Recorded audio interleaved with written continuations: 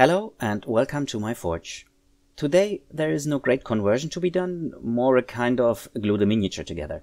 Most of the parts are printed in my 3D printer and are designed by Lost Kingdom Miniatures. What, or better who's to be built? My project Winterfells Guard of Honour is stopped for a while because I'm a little bit tired of infantrymen, and so it's time again for a mounted knight. I was a little torn apart between Renly and Lyonel Baratheon. However, in the end I decided for Lyonel. It's still interesting to paint Renly in his green armor, but I'm not in the mood for this right now, and also I can still print the parts, so he could be built sometime later. In contrast to my other Song of Ice and Fire videos, there is no cool mini or not miniature to be cut into pieces, it's just kit bashing of a new miniature. The fastest part is the horse. I just glue the tail into place and it's completed and can be put aside. The miniature is the horse of the Mercian standard bearer from the Lost Kingdom Miniatures Kickstarter. However, most of the parts used are from this model.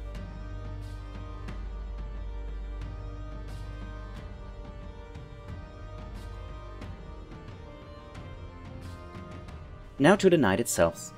The legs are, as mentioned before, from Lost Kingdom Miniatures.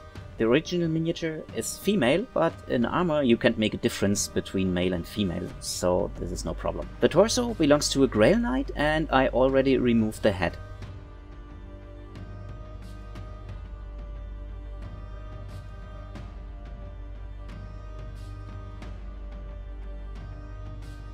The new one comes from Games Workshop. At first I wanted to use a 5th edition helmet with a stack for a crest. Sadly, this head doesn't fit with the torso, so it'll be an 8th edition helmet with antlers only. But the first part for a mounted Renly in the future is set aside. The torso is glued into place and fits perfectly. Would be a great mess if printed parts wouldn't fit together.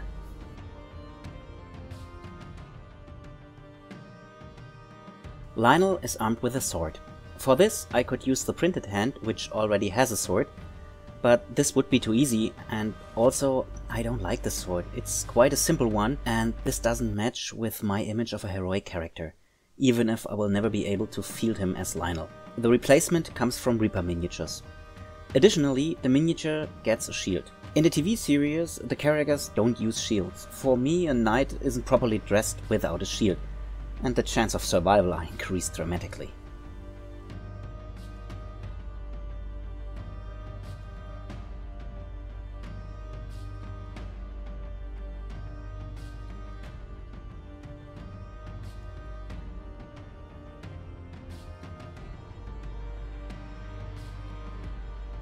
The brass wire connection for the arms isn't necessary, but it makes the connection stronger and it's no big deal, so let's do it.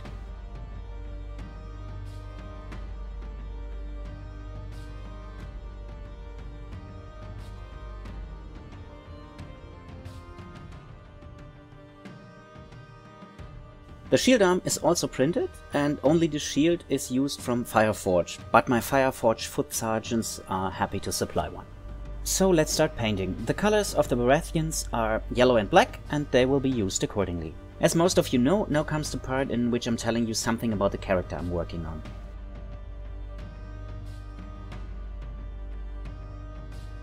Lyonel should be known to the readers of the short story The Hedge Knight. He's the Lord of Storm's End and participates in the tourney of Ashford Meadows. Lord Lyonel soon earned the nickname The Laughing Storm because he would often break out in laughter during combat. Also, when an opponent wore a crest on his helmet, he made fun of it to cut it off and sling it into the crowd. He also took part in the Trial of Seven on the side of Sir Duncan the Tall.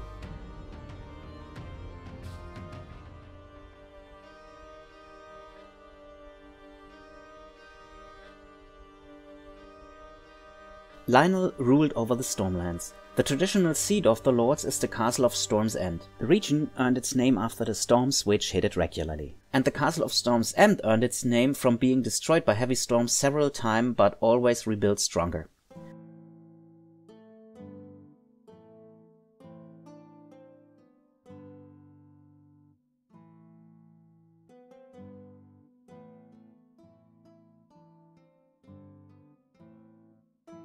House Baratheon came to power when Aegon the Conqueror sent out his half-brother Orys Baratheon to secure the Stormlands.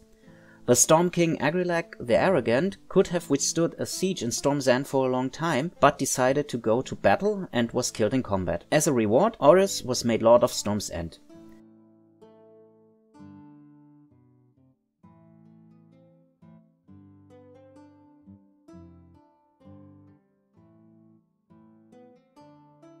For 300 years the Baratheons ruled the Stormlands. After Robert's Rebellion or the War of the Usurper, depending on which side one is, the Baratheons split in 3 branches. One under Robert became the royal family, the second branch under Stannis rules over Dragonstone, the third branch under Renly still holds reign over the Stormlands.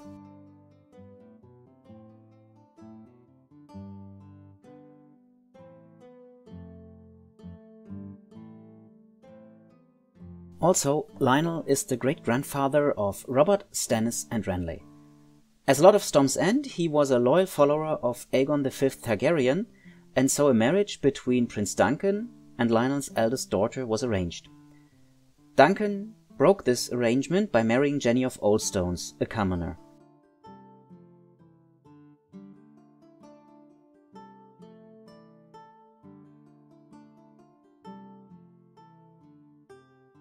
Lyonel, already known for his temper, began a rebellion and called himself Storm King. However, the rebellion was short-lived and ended in a trial by combat between Sir Duncan, meanwhile Lord Commander of the Kingsguard, and Lord Lyonel. He had to yield and the rebellion was over. Prince Duncan renounced his claim to the throne and King Aegon agreed to marry his youngest daughter Rael, I hope I'm pronouncing this right, to Lyonel's oldest son and heir Ormond.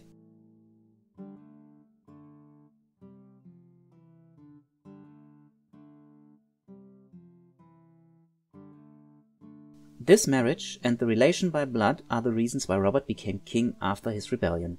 His claim to the Iron Throne was a small one, but he was the only one, as far as I know, who had a direct claim to the throne.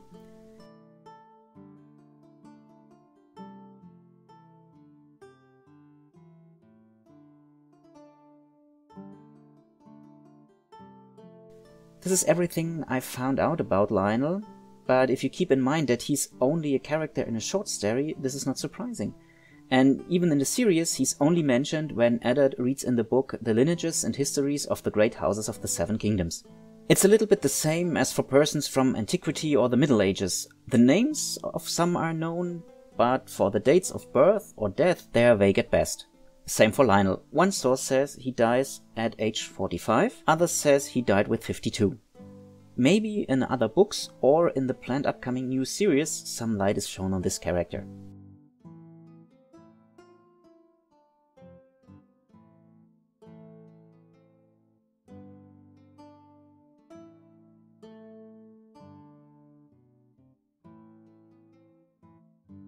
And here now the completed miniature. If you liked my video and want to support my work, please like, share and subscribe or leave a comment below. See you soon in my forge.